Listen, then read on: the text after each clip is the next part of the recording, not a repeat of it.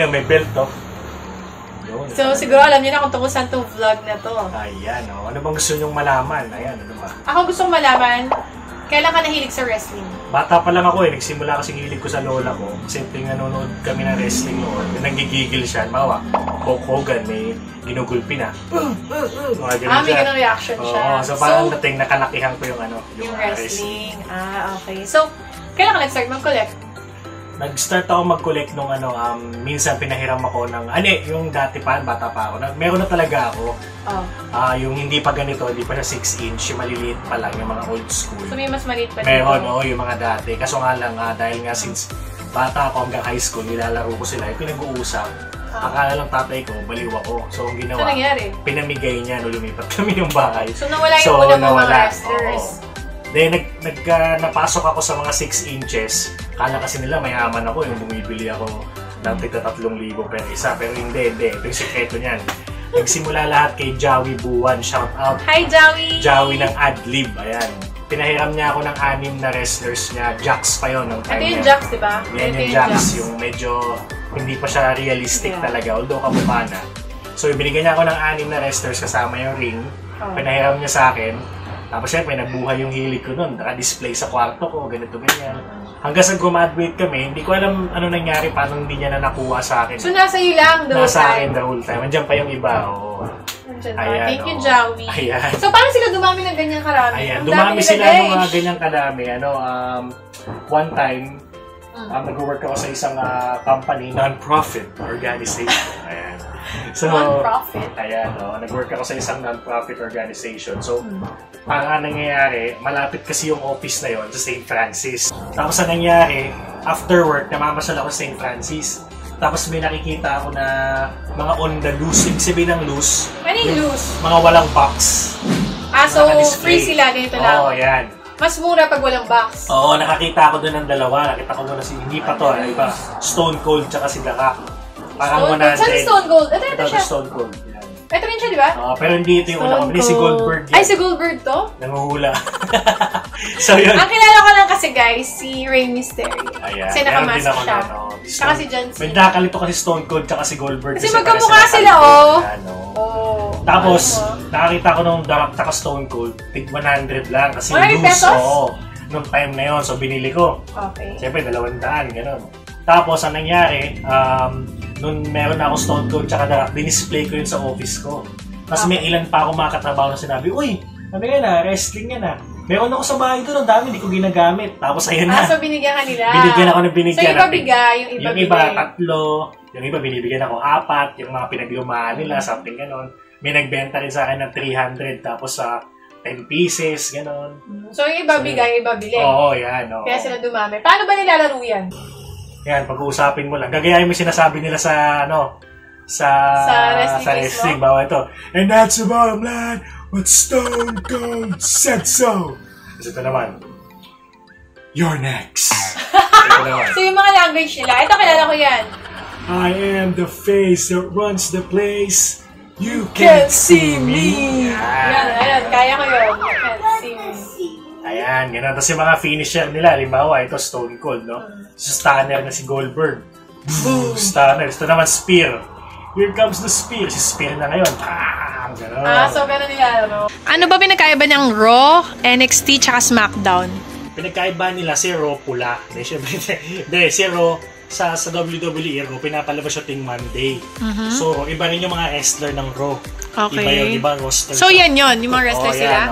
Yan. Nakahiwalay na rin. Nakahiwalay na, So, yung Raw, parang siyang parang ABS-CBN. Yan, palagay natin. Okay. May sarili siyang brand, may sarili siyang yung network, gano'n. Okay. Yung SmackDown naman. SmackDown? Yan, medyo yan yung mga sikat kasi Raw tsaka SmackDown. Uy, kilala ko yan! Ayan, SmackDown. Pa yung logo sa baba. SmackDown. Yan, yung SmackDown naman, ting Tuesday naman ito pinapalabas. Then, syempre, siya yung blue brand na tinatawag. So, parang ito yung GMA. Okay. Gano'n. Magkaiba sila, pero isa lang yung may-ari. And NXT? Then, yung NXT, ito yung pinakabago. Yan, NXT. Yellow and yellow and black brand sila. Yellow and black brand. Yung NXT, yan yung yan yung... Sting ba yan? Si Sting. Si Sting, kilala ko si Sting. Yung NXT, yan yung parang nila, parang yung sa mga OJT, bago ka mapunta sa main roster ng Raw at saka SmackDown. dadaan ka muna sa NXT. Kumbaga sa PBA, PBL. Oo, parang ganun to. Ganun dito kinukuha yung mga baguhan. Ganun. So yun, ano pa ba? Ano pa bang masishare ko sa inyo? Sino favorite mong wrestler? Sa kanilang lahat? Siyempre, yung mga magaganda. John Cena tsaka si Stone Cold. Yan. Favorite ko rin si John Cena. Kasi itong mga to kasi elite to eh. Elite ang pag sinabing elite, ano ibig sabihin? Pag sinabing elite, mga tao, yan, yung damit, parang totoo, yan, naka-t-shirt si Cena, di ba?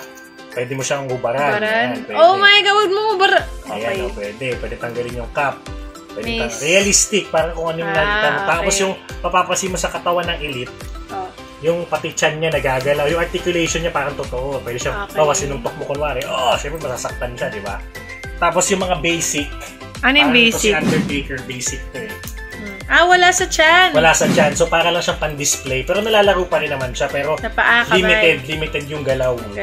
Unlike sa Elite, pag Elite kasi parang si Triple H. Yan, si Triple H, Elite. Yan, pwede bumuka ka yung legs. Yan, makatotohanan.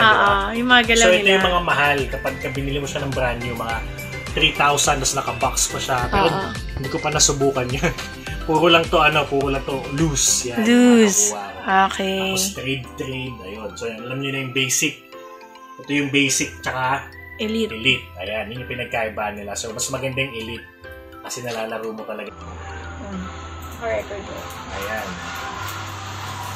So, ito na, no? Lalaruin na namin para ma-experience ni Madam Camille, no? Kung ano intensity.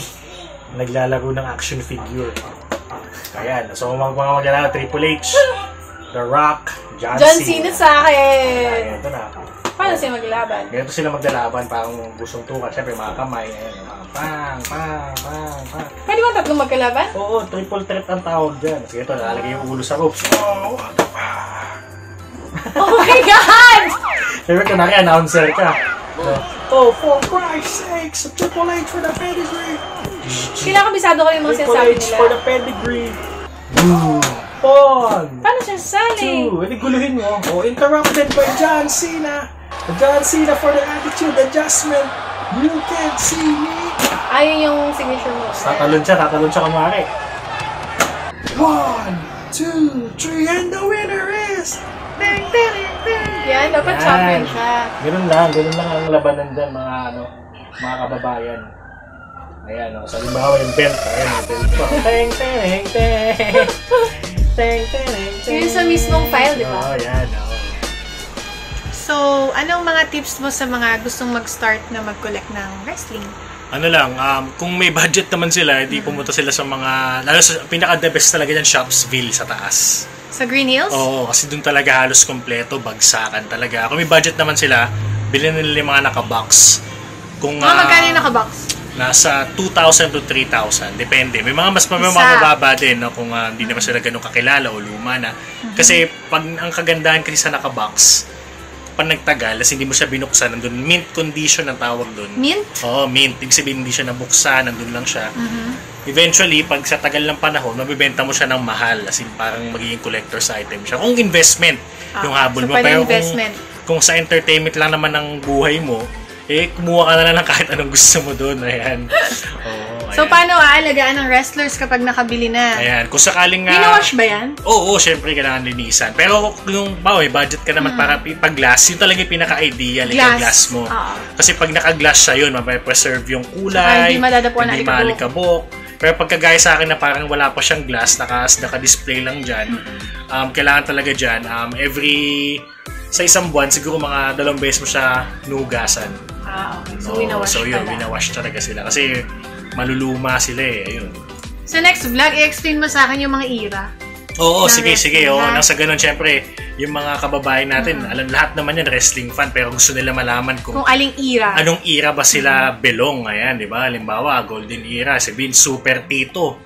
Golden Era? Oo, kasi luma-luma na yun Ayan, ayan. Sige, susunod na vlog, yun naman yung i-discuss natin kung ano yung iba't ibang sa era. Next vlog. Ano bang nangyari sa WWE para pag nanood kayo ngayon, makakasabay pa rin kayo. Ito na pala yun. Ito na pala sila ngayon. Kasi may iba ngayon nanonood sa YouTube. Di na nila mag-gets. Sino yan? Ano na nangyari? Yan. So, para makahabol kayo, abangan yung next vlog namin tungkol dun sa iba't ibang era. Baka meron kayo nakaligtaan. So, bang intense yan. Ayan. Sige. And that's the bottom line. Stone Cold said so.